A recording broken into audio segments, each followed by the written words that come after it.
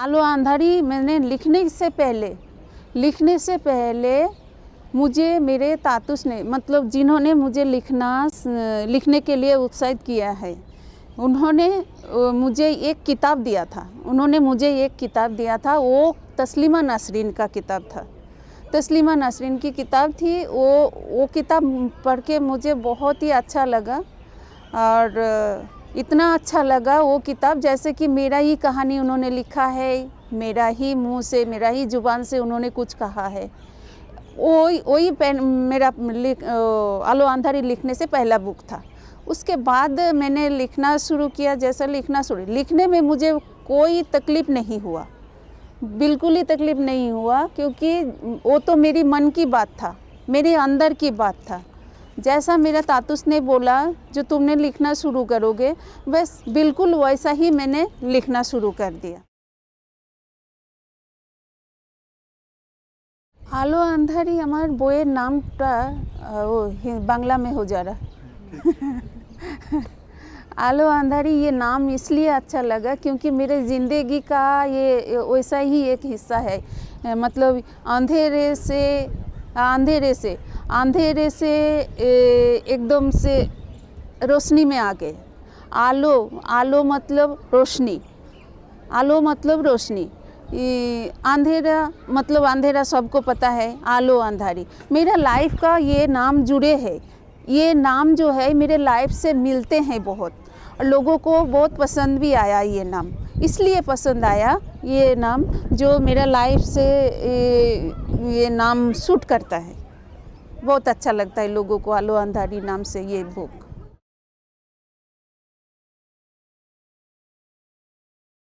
आलो अंधारी मैंने जब लिखना शुरू किया, मेरे दिमाग में तब कुछ नहीं था। मेरे तातुस ने मुझे बोला, बातचीत करते थे जो ऐसा ही तुम घर का कामों में ही तुम ज़िंदगी बिता दोगे क्या? इसी तरह से तुम्हारा बच्चे कैसे क्या बोलेगा, बड़े होके क्या परिचय देगा, तुम्हारा मम्मी क्या करती है क्या? इस तरह से हमसे बात करते थे मेरे तातुस। तो फिर मैंने उनको इस तरह से बात करती थी, अभी इस उम्र में क्या काम कर सकती हूँ, मैं इतना पढ़ी लिखी भी नहीं हूँ, क्या काम हो सकता है मुझसे? तो लेकिन नहीं, उन्होंने बोला जो अभी भी तुम बहुत कुछ कर सकते हो, पढ़ना चाहोगे तो पढ़ भी सकते हो, कुछ करना चाहते हो और ज़िंदगी को आगे बढ़ाना चाहते हो तो हो सकता है। इस तरह से हमसे बात करते थे। तो मैंने जैसे घर का काम करते हैं करती थी, मैं डास्टिंग करती थी। उस घर में इतना सारे बुक देखा, बांग्ला बुक देखा, तो मैं जब भी मैं वो डास्टिंग करने जाती थी, एक एक बुक निकाल के मैं पढ़ने का कोशिश करती थी। फिर एक दिन मेरे तातुस जाके देख रहे हैं मेरा वो किताब के ऊपर बहुत आकर्षण है। तो अचानक जाके देख रहे, क्या कर रहे हो तुम, क्या ये पढ़ना चाह रहे हो, क्या पढ़ना चाह रहे हो, क्या कर रहे हो? अच्छा, तो उसी समय ठीक है, पढ़ना चाह रहे हो तो ये किताब लो, देखो कैसे लगता है। तो वो उसी समय उन्होंने वो तस्लीमा नसरीन की किताब निकाल के मेरे हाथ में दिया। तो बहुत दिन बाद वो किताब मुझे बहुत दिन बाद मुझे पढ़ने के लिए मिला था। तो मैंने पढ़ा, तो मुझे पढ़ के बहुत अच्छा लगा। ऐसा लग रहा था वो कहानी मेरा ही कुछ है, बात उसमें मेरा ही ज़ुबान से कुछ है, उन्होंने मेरा ही ज़ुबान से कुछ कहा है। तो उसके बाद जब तातुस ने बोला, पूछे हमसे मैंने जो तुम्हें कॉपी दिया था वो उसमें कुछ लिखे हो या नहीं, उसमें क्या कर रहे हो? वो किताब पढ़ने के बाद 2-4 दिन के बाद तातुस ने मुझे ये कॉपी दिया था हाथ में। कॉपी देने के बाद बोला था जो इसमें तुम लिखोगे। तो मैंने उतना दिन बाद मेरे दिमाग में कुछ नहीं आया उस समय, जो क्या लिखूँ क्या नहीं लिखूँ, समझ में नहीं आया। फिर उन्होंने ही कहा, ठीक है, तुम्हारा मन में अभी कुछ नहीं आ रहा तो अपने ही बारे में लिखना शुरू करो। तो मैंने अपने बारे में तभी सोचा, उसी समय खड़े होके सोचा, हाँ इतना कुछ है मेरे दिमाग में, इतना मन में कुछ है जो मैं किसी को कह नहीं सकती हूँ, और कहने से शायद कोई विश्वास भी नहीं करेगा या सुन के भी अनसुना कर देंगे, ऐसा मुझे लगा। फिर भी अगर इन्होंने बोल रहे हैं लिखने के लिए, मन को हल्का करने के लिए, तो मैं लिख दूँ। किसी को अच्छा लगे ना लगे, अपने खुद के लिए अच्छा रहेगा। इतना सारे दिमाग में बोझ है, मन में बोझ है जो मैं कुछ कह नहीं सकती हूँ। तो ऐसा इसलिए कह नहीं पाती हूँ किसी को। जो हमारे देश में ज़्यादातर लेडीज़ों का कहानी इसी तरह का ही है, कोई सुनता नहीं है, सुन के भी अनसुना करते हैं। तो मैंने यही सोच के मैंने लिखना शुरू किया, और लिखने के बाद मुझे नहीं लगा था, फिर भी मुझे नहीं लगा था मेरा कहानी लोगों को इतना पसंद आएगा और इतना पढ़ा जाएगा। और एकदम से इतना लोगों को जैसा मेरे साथ ऐसा एकदम सरप्राइज़ जैसा हुआ। ये ऐसा कहानी लोगों को इतना पसंद कैसे। उसके बाद जैसा ही मेरा लिखना ख़त्म हुआ, उसके बाद मेरे तातुस ने पढ़ने के लिए चाहा, जो क्या लिखे हो दिखाओ। अच्छा दिखाओ, मैंने उनको बोला अभी पूरा नहीं हुआ, बीच में मैंने बोला था अभी पूरा नहीं हुआ, तो उन्होंने पढ़ के जितना भी हुआ उनके हाथ में दिया, उनको बहुत अच्छा लगा था। उन्होंने कहा था ऐसा बात जो तुम बहुत अच्छे लिख रहे हो, बहुत ही अच्छे लिख रहे हो। ऐसा लेखन हमें बहुत पहले पढ़ने के लिए मौका मिला था। एक लड़की थी एनी फ्रैंक की डायरी करके, उनके जैसा तुम्हारा लेखन हो रहा है, लिखना बंद मत करो, बहुत अच्छा लिख रहे हो और ये बहुत लोगों को बहुत अच्छा भी लगेगा। इस तरह से इतना अच्छा लगा उनको, इतना अच्छा लगा, आँखों से इतना पानी आने लगा, उनको इतना अच्छा लगा। हाँ, तो मुझे लगा उनका चेहरा देख के इतना क्या है इस कहानी में जो उनको इतना अच्छा लगा। तो मैंने फिर भी लिखना ही शुरू करते रहा, लिखते ही गई हूँ मैं, और लिखते गई हूँ और उन्होंने ट्रांसलेट करते गए हिंदी में। और जैसे ही ट्रांसलेट करते गए, फ़ोन में उन्होंने अपने मित्रों को बताते गए फ़ोन करके, जो देखो हमारे घर में ये बेबी है, ये ऐसा ऐसा लिखना शुरू किया, ऐसा ऐसा उसका कहानी है, ऐसा लिखती है। तो ऐसा फिर उनको भी, उनका मित्रों लोगों को भी बहुत अच्छा लगने लगा। फिर उनके मित्रों लोग भी हमें फ़ोन करने लगे, चिट्ठी भेजने लगे, जो बेबी बहुत अच्छे लिख रहे हो, ये ऐसा लेखन हमें बहुत अच्छा लगता है, लिखना बंद मत करो, प्लीज़ तुम लिखना जारी रखो। इसी तरह से हमें ऐसा महसूस हुआ, जो हम इतने बड़े बड़े लोग अगर बोल रहे हैं तो हम क्यों नहीं लिखो। तो मेरा एक दिन लिखना भी ख़त्म हो गया, हमारा तातुस का ट्रांसलेट भी ख़त्म हो गया। हाँ, और फिर ट्रांसलेट हिंदी में किया पहला हमारे तातुस ने। फिर एक दिन अचानक उनका ही जान पहचान दोस्त है कोलकाता में, वो पांडुलिपि भेज दिए हैं। फिर अचानक किताब भी हमारे घर पे हमारा बुक आ गया। मैं तो एकदम ताज्जुब हो गई, ये कैसे हो गया, मेरे से इतना बड़ा काम कैसे हो गया।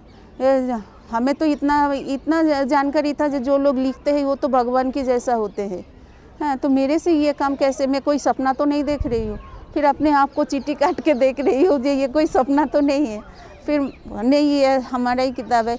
उससे पहले हमारे तातुस ने एक मैगज़ीन में थोड़ा सा अंश एक मैगज़ीन के लिए भेजा था एक जगह पे। वो एक मैगज़ीन आया था, तो वो मैगज़ीन में छापा था। वो मैगज़ीन गलत घर में जाके पहुंचा, पियोन ने गलत घर में जाके फेंका था। तो उस घर का लड़का हमारे घर में देने आया, जो ये आप लोगों का है। तो मुझे लगा ये तातुस का ही कुछ होगा, तो तातुस के हाथ में दिया था। तातुस देख के बोला, बेबी ये तुम्हारा ही है, देखो इसमें तुम्हारा कुछ होगा। हाँ, तो मैंने अंदर जाके एक एक अक्षर, हिंदी में था, एक एक अक्षर पढ़ के देखा, इसमें तो हाँ मेरा ही नाम है अंदर। तो मुझे इतना खुशी हुई, मैगज़ीन में मेरा नाम देख के इतना खुशी हुई। मैं दौड़ते दौड़ते बच्चे के पास गए हैं, बच्चों को दिखाया, बच्चों देख के एक एक अक्षर पढ़ के, बच्चे तब छोटा था, बच्चे देख के इतना खुश हुआ, मम्मी किताब में तुम्हारा नाम, मम्मी तुम्हारा नाम, किताब में तुम्हारा नाम। बच्चे भी इतना खुश हुआ। तो दोनों बच्चों को दो तरफ पकड़ के इतना मुझे आँखों से आंसू आने लगा, जो देख इंसान क्या नहीं कर सकता, मुझसे इतना बड़ा काम हो गया। बच्चे भी कितना खुश हुआ। उसके बाद जो हुआ वो तो आप लोगों का सामने ही है। उसके बाद हिंदी किताब इतना चर्चा होने लगा, इस मैगज़ीन से आज, उस मैगज़ीन से आज, ये टीवी चैनल से, रेडियो चैनल से, मतलब एक दिन में 4-5 इंटरव्यू मुझे देना पड़ा। लाइन दे के गेट पे खड़ा रहना पड़ता, लोगों को टाइम देना पड़ता था, जो आप ऐसा ऐसा टाइम पे ऐसा ऐसा इतना सब मेरा, तब मैं एकदम से अलग ही मेरी दुनिया शुरू हो गया ऐसा। और जैसा लग रहा था मैं अभी घर संभालूँ या बच्चे संभालूँ या मैं मीडिया वाले संभालूँ, ऐसा लग रहा था।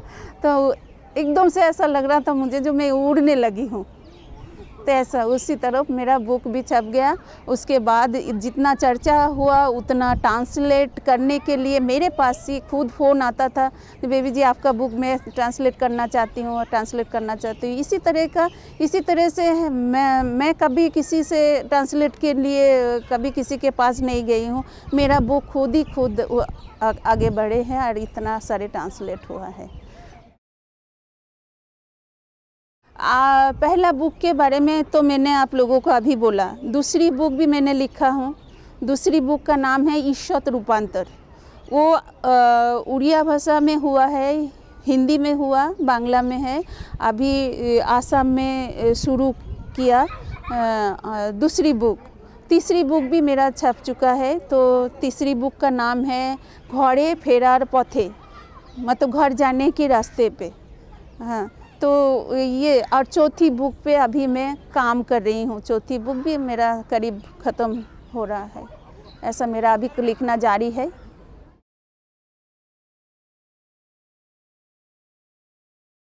প্রথমটা দেখুন, প্রথমটাও আমার আত্মজীবনী, দ্বিতীয়টাও আমার জুড়ে हैं, द्वितीय भी मेरा वो पहला बुक का साथ ही जुड़े हैं। कैसे कि जैसा मेरा मतलब पहला बुक है जो मुझे लोग कैसे देखते थे, किस नज़र से देखते थे। दूसरी बुक उसी बारे में है जो एक इंसान एक अच्छा काम करने के बाद इंसान का नज़रिया कैसे बदल जाते हैं। पहले जैसा लोग मुझे जानते नहीं थे और अभी कैसे जैसे ही नाम सुनते हैं ऐसा ही प्यार से बुलाते हैं, बैठाते हैं, अरे बेबी जी आइए बैठिए, आइए बैठिए। और कभी पहले तो कभी कुछ कोई जानते ही नहीं थे। उस बारे में है मेरा दूसरी बुक। कैसे पहले कैसे दिल्ली आए थे, कैसे कितना तकलीफ़ से आए थे, कितना ट्रेन में जगह भी नहीं था, बाथरूम के पास बैठ के आए थे। उसी और दूसरी बार हम जब जा रहे हैं बच्चों को लेके कितना खुशी हो के रिजर्वेशन करा के जाते हैं। ऐसा उस बारे में है दूसरी बुक, जो इंसान अगर चाहे क्या नहीं कर सकते हैं या क्या नहीं हो सकता है इंसान से।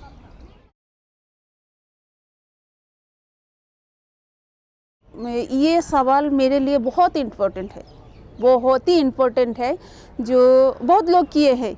जो आपकी बुक पढ़ के ऐसा नहीं लगता है जो आप किसी का दोष दे रहे हैं आपके साथ इतना कुछ होने के बावजूद। हाँ, तो मुझे लगता है ये बात मैं सोचती हूँ, मैं बोलती हूँ क्या, जो मैं अगर हाँ मैं जानती हूँ मेरे साथ गलत हुआ है, मेरे पापा गलत किया, मेरे हस्बैंड गलत किया, मेरे और कोई गलत किया मेरे साथ, लेकिन अगर वो गलत नहीं होता तो आज आपके सामने मैं नहीं होती, इस कैमरे के सामने मैं नहीं होती, ये अच्छा ही भी नहीं होता। तो मैं इस बारे में ये कहूँगी, उनके पास एक तरह का मैं ऋणी हूँ। ऐसा नहीं कह रही हूँ हर किसी के साथ ऐसा हो, लेकिन अगर वो नहीं होता तो आज ये भी नहीं होता। देखिए, ऐसा सवाल हमसे जर्मन हम जब गए थे, एक सवाल किए थे किसी ने, जो आपका बुक ज़्यादातर नारीवादी की तरफ जाता है।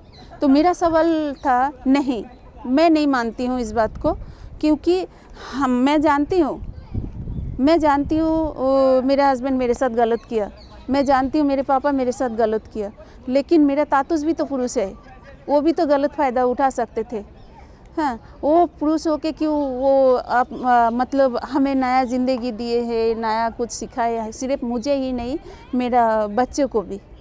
हाँ, तो इसमें हम पुरुष और औरत को हम नहीं देखते हैं, हम देखते हैं बुराई और अच्छाई, कि कौन अच्छा व्यवहार कर रहे, कौन बुराई कर रहे हैं, और कौन अच्छा, किसका अच्छा सोच है, किसका गलत सोच है, ये हम सोचते हैं, ये हम देखते हैं।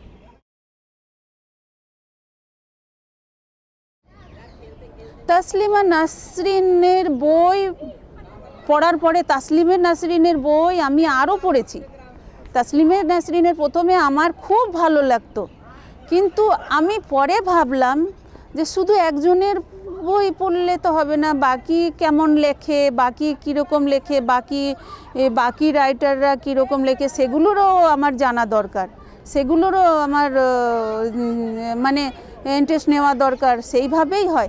আর একজনের বই পড়লে আর একজন ভাববে আমার বই পড়ে না, আমার বই পড়ে না, এটা তো আমার এটা তো আমার উচিত নয়। আমি তখন শরৎচন্দ্র চট্টোপাধ্যায় বেশিরভাগ এখন আমার বেশিরভাগ পুরনো রাইটারদের লেখা আমার বেশি পছন্দ, যেমন রবীন্দ্রনাথ ট্যাগর। আর রবীন্দ্রনাথ ট্যাগরের বই একটু আমার অসুবিধা হয় বুঝতে, তবুও আমার ওনার কাহিনী খুব ভালো লাগে, কবিতা ভালো লাগে। হ্যাঁ, কাজী নজরুল ইসলাম, শরৎচন্দ্র চট্টোপাধ্যায়, ওদেরই কাহিনী আমার পুরনো রাইটারদেরই আমার খুব ভালো লাগে। আর বাকি এখন যারা লেখে তাদেরও খারাপ আছে সেটা আমি বলবো না, তবে সবটাই পড়া উচিত। তবে না পড়লে আমি লিখবো কী করে, এটাই আমার উচিত। আমি যেটা পাই সেটাই এখন পড়ি।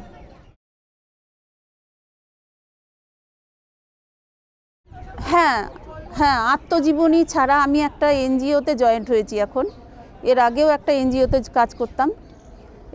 এর আগে আমি বোম্বেতে স্ত্রী মুক্তি সংগঠন বলে একটা এনজিও ছিল, আছে এখনও, সেটাতে 1 বছর কাজ করেছি। আর কলকাতায় একটা এনজিও আপনি আপ বলে একটা নামে এনজিও আছে, সেটাতে এখন আমি 3 মাস হলো জয়েন্ট হয়েছি। ওটার ওপরে আমি এখন কাজ করছি। হ্যাঁ, কাজ করছি মানে কি, ও প্রস্টিটিউট ওই যে রেড লাইটের মেয়েদের নিয়ে কাজ করছি। ওদের যাতে বাইরে নিয়ে আসা যায়, ওদের বোঝানো যায় এই লাইন ছেড়ে তোমরা ভালো রাস্তা দেখো, ভালো সুবিধা দেখো, ভালো করো, ভালো রাস্তা, তোমাদের ছেলে মেয়েদের ভালো শেখাও। ওই সব ব্যাপারে আমি এখন কাজ করছি আর নোট করছি। আমি চাইছি ওটার ওপরেও যদি আমি পারি একটা, মানে যেইভাবে আমি নোট করতে পারছি ওইভাবেই একটা বই যদি আমি করতে পারি তাদের ব্যাপারে, আর তাদেরকে নিয়ে যখন আমি কাজ করছি তাদের মধ্যে যদি একটা মেয়েকেও যদি ওই লাইন থেকে বের করতে পারি, তো আমি ভাববো আমার কাজও সফল হয়েছে, আমার নিজের জীবনও সফল হয়েছে।